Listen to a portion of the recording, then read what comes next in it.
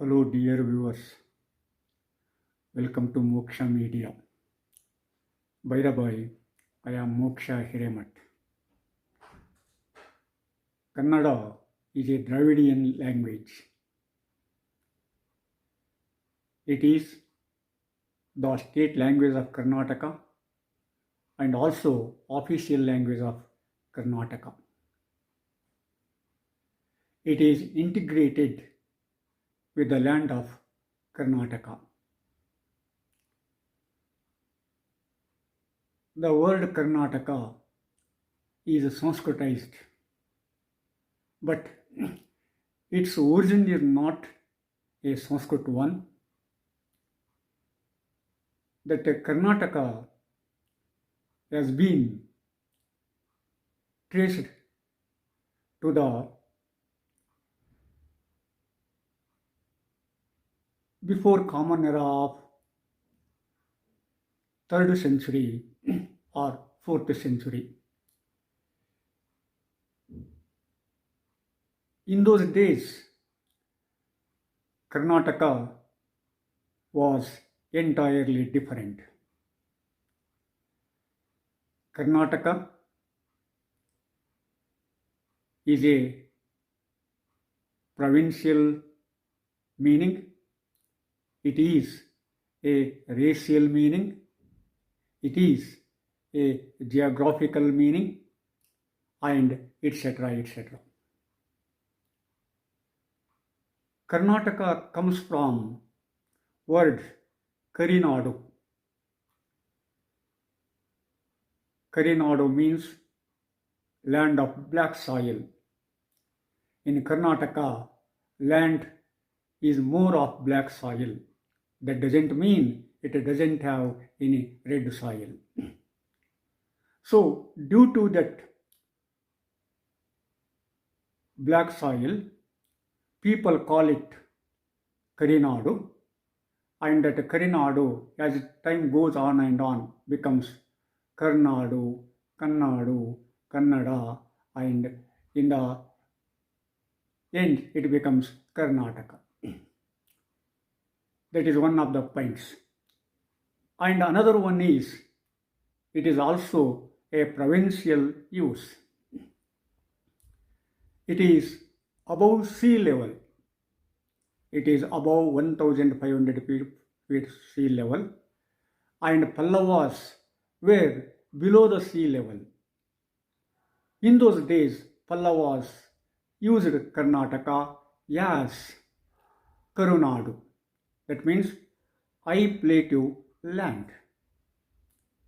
And that Karunadu becomes Karnadu, Kannadu, Kannada, and Karnataka. And then another racial meaning, community level meaning is also there. Scholars like Shambha Joshi opined it. Karnadu means Kal Aru means milk producers land. There was a community. Its name was Kallar or Kannuvar or Kannuvas. As the time goes on and on, those Kallar or Kannuvas becomes Kannadu, Karnadu, and Karnataka. Of course, there is also a famous sage in the name of Kannuvas. And even today, we can see so many Kannuva matas in Karnataka. Like this, it goes on and on. As the time goes on and on, it becomes Karnataka in the mouth of Sanskrit speakers. So Karnataka is Sanskritized, but its origin is a Kannada one. This Karnataka has its own uniqueness, Kannada has its own uniqueness. Kannada as dialects. These dialects are different. They are belong to the different part of Karnataka. Of course, if you want to listen a dialect of a particular area, you can show a person what that person speaks represent the dialect of that part. Of course, such a type of dialect is called idiolect. Even it is individual, it represents the community and it represents that part. Anyhow, that dialect, Kannada dialect is divided into two parts. One is provincial dialect and social dialect. Again, on the basis of these points, dialects, Kannada dialect has been based on 5 points. They are width and breadth of the area, nature differentiation, social differentiation, political power differentiation, and differentiation of contact with other languages. Once upon a time, people were confined to a particular area. Their wants were very less. They produced everything in that area. They did not go to other parts of the Karnataka or other parts of the country. They produced in that same land whatever they wanted. Due to the shortage of transport and communication, they could not contact others. So that is why a particular type of dialect is developed there. So that is called a provincial dialect. A dialect is also formed due to the nature differentiation. We can see rivers, mountains, and lakes differentiate particular parts of the land. And when they flow in between, automatically they create the division, and the people living on one division could not contact the people living on the other division.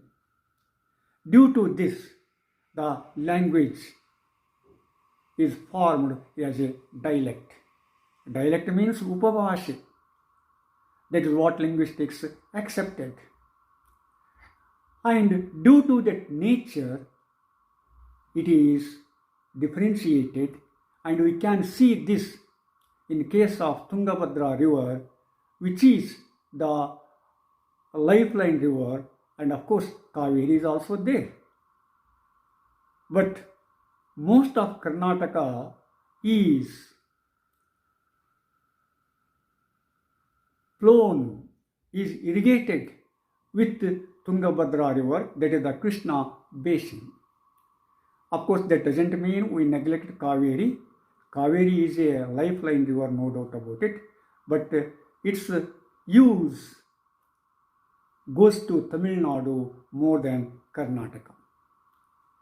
Anyhow, whatever river it may be, whether it is Kaveri or Krishna or Tungabhadra, it differentiates the land, and due to that differentiation, they create a kind of dialect, and that dialect can be seen in so many things.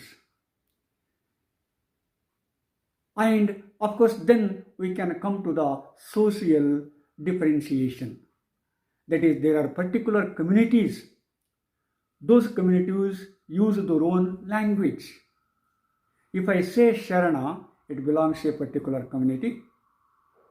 If I say Tirthodbhava, it belongs to another community. If I use the word Bhandara, it gives a different meaning and belongs to other community. And of course, like this, there are so many differentiations. If I use a different word regarding their profession, automatically the people of that area or people of that community understand it very properly, very nicely, very quickly than others. So it is a social differentiation. Then the political power differentiation. The political power, whose it is in and is differentiates the language. It can be seen in the history from Ashoka to colonial English rulers. What type of rulers we got, and such a type of language, such a type of dialect is developed. So it happens due to the political power. At the time of Vijayanagara Empire, the dialect is entirely different because it has spread to most part of the India or to other countries also. And that is why there are dialects in different parts of Karnataka or India regarding that. And we can see the differentiation of contact with other languages. When we come into contact with a different language, with a different cultural language, automatically that cultural influence can be seen. And due to that cultural influence, the dialect is developed. So on the basis of these things, generally a dialect is developed. And Kannada language is not an exception to this. Kannada dialect has been developed on these 4 points or more. But these are the main points. On the basis of these points, Kannada linguists or linguists in general identified 4 dialects of Kannada language. But it is old because now Karnataka has been developed, and due to that development, due to that living language feature of Kannada, it has got its other Kannada dialects also recently. Anyhow, in the beginning, we have these 4 dialects. They are Kalyana Karnataka or Kalaburgi Karnataka, Kitturu Karnataka or Dharwad Karnataka. Third one is Coastal Karwar or Coastal Karnataka. Fourth one, Mysore Karnataka, etc., etc. Under these 4 categories, all other dialects, that means the districts come under these divisions, would be covered. In Kalyana Karnataka, we have the districts of Bidar, Gulbarga, Raichur, Koppal, and of course Ballari nowadays. But Ballari is entirely different. I will come to that point afterwards. But anyhow, now it is under the division of Kalyana Karnataka. The language used, the dialect is used is entirely different. What Bidarians used dialect cannot be understood to the old Mysore parts of the people or to the Mangalurians or Karwarians. Even some of the people of Gulbarga cannot understand the dialect of Bidar, even though Gulbarga is near to Bidar. Because almost all rulers in olden days are from Kalyana Karnataka, and due to that, many dialects have been developed there. And of course, when we come to the district of Raichur, Koppal, of course, for that matter, Davanagere, they have got their own dialect. But of course, the linguists have not separated them. They are included in the 4 main divisions because what dialect is used in the district of Raichur, Koppal and Davangere can be understood in other parts of entire Karnataka. That is the speciality of these three districts. So even though they are in Kalyana Karnataka and Mysore Karnataka, they have entirely their own uniqueness. And then we can come to the Kittur Karnataka, which covers the districts of Dharwad, Belgaum, Bijapur, and of course now Haveri. You see, this district has been bifurcated by the river Tungabhadra. That is, Davangere district is bifurcated from the district of Haveri and Dharwad. And of course, the dialect Dharwadians use is full of more sound with clarity. Of course, if we listen the words of Dharwadian dialect, we can say this is Dharwadian dialect. Of course, there are some differences. If you compare the dialect of Dharwad with the dialect of Sindhi, it is entirely different. But anyhow, the difference is not that much of as compared to other parts of the dialects.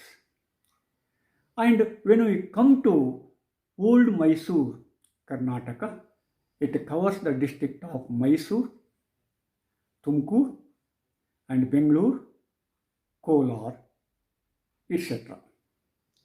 Of course, this Old Mysore, Karnataka are the textual language. But if you take the example of Manda, it is entirely different. Manda, the people of Manda do not use the textual language. They have got their own language, which is like Bidarian language. That is, the people of Manda use Yenla, Barla, Vasi, just like the people of Raichur who use Kesi in every word. Of course, Bellary and Kolar, even though they are under the cover of Kalyana Karnataka and Mysore Karnataka, they use Kannada with Telugu influence. And coastal Karnataka is also different. Karwar Karnataka or Mangalore Karnataka have their own dialects. Karwar Karnataka is full of Havek language, Havek dialect, whereas that Mangalore Karnataka has the influence of Tulu and Malayalam more and more. That is why their accent is different. Their style is different. If a Bidarian meets a Mangalorean and starts to speak, both of them cannot understand each other's language, even though that is a Kannada language. Of course, due to province or due to professional social differentiation, we can see a kind of language which is used around the district of Yadagiri and Raichur. See, when they were under the rule of Surupur Doregalu, at that time they developed their own language because there was a warrior community. They were soldiers. They had their own language. That language was called as Bendara Bhasha. Of course, Channanna Valekar used that Bhasha in one of his books. But now I think whether it is available or not, I don't know. Just like Devanur Mareva, who used such a type of language of old Mysore in his Kusumabali. Both of them are written in Kannada dialect, but they cannot be understood. Even though they are written in Kannada, it should be retranslated into Kannada. But anyhow, that doesn't mean we should deny those works. They show the variety of Kannada dialects in Kannada language. That is the speciality of Kannada language. And as the time goes on and on, we have to create another dialect in case of Bangalore. Once upon a time, we cannot speak of Bangalore dialect. But nowadays, we are forced to use Bangalore dialect. Because Bangalore is the capital of Karnataka. It is the power center of Karnataka. And not only that, it is the Silicon Valley of the world. Due to this Silicon City label, so many persons from all over the world come to Bangalore and stay in Bangalore. And they are English fed. They understand English more and more than their own language and of course Kannada.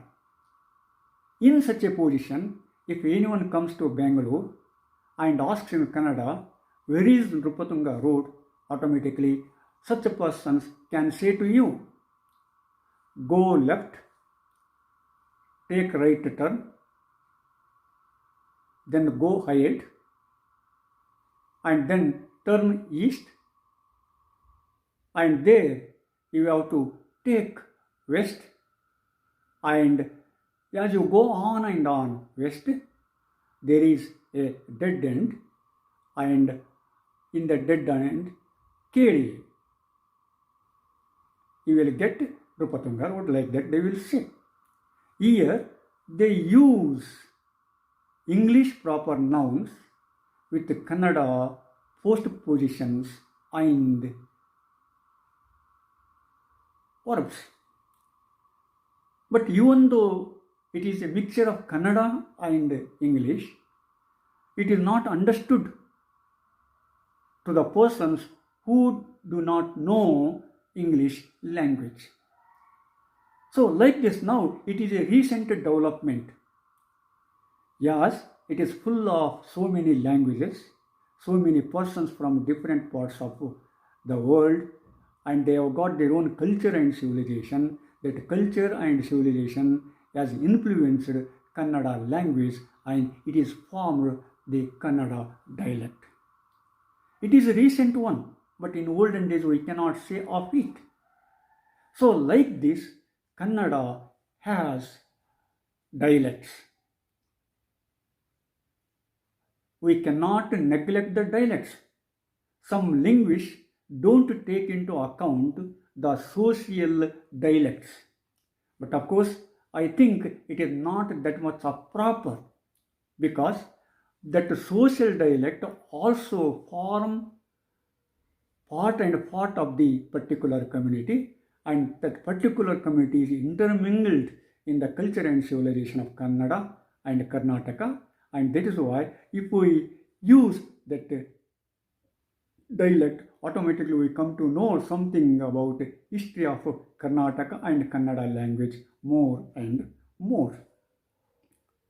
So all these things can be seen in Kannada language. That is why with all this absorption of dialects and absorption of other living cultures and civilization, Kannada has become a living language. So it is a rich language in India, no doubt about it. No one contents it. Of course, it is a living language. That absorption is the feature of a living language, and Kannada is no doubt a living language. Dear viewers, subscribe it. please.